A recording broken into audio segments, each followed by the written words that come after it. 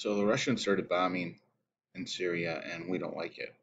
That's because we've never bombed our assets. Our assets are ISIS and the FSA, and FSA, ISIS, al-Nusra. They're all our allies, just like in 1979, 1980. It was the same thing back then. You had the Islamic Revolution in Iran, and then a year later, across the border, you had another Islamic revolution in Afghanistan. We demonized the ones in Iran, and on the other side of the border, we celebrated them as heroes and freedom fighters. We're doing the same now. The ISIS that are in Iraq are enemies, and the ISIS in Syria are our allies. It's the same game plan. They stick to the same.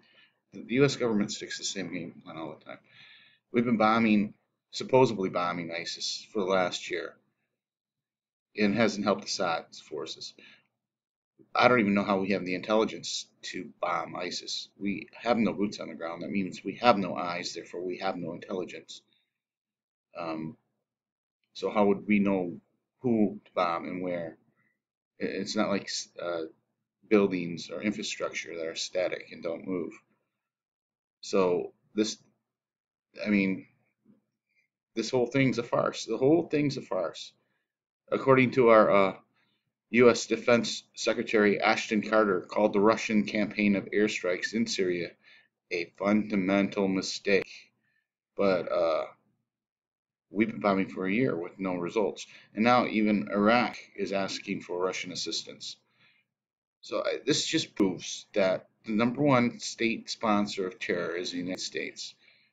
ISIS is our proxy army. We haven't bombed them once. And now, if you read this article, I'll keep it in the links below. U.S.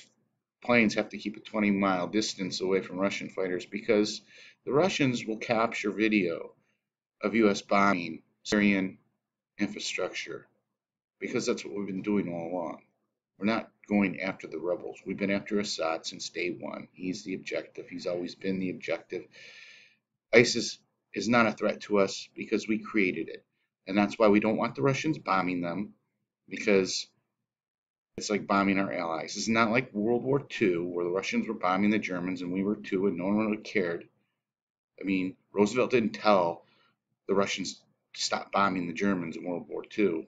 We had a mutual enemy then, we have a mutual enemy now, if you believe the official story. But then, in the comments below, please explain why we wouldn't use the Russian assistance that they're affording us right now. Because it absolutely makes no sense. The whole war on terror is a joke. If you're low, dumb, down, believe any of this bloodless beheading and garbage B movie news, then I don't know what to tell you, man.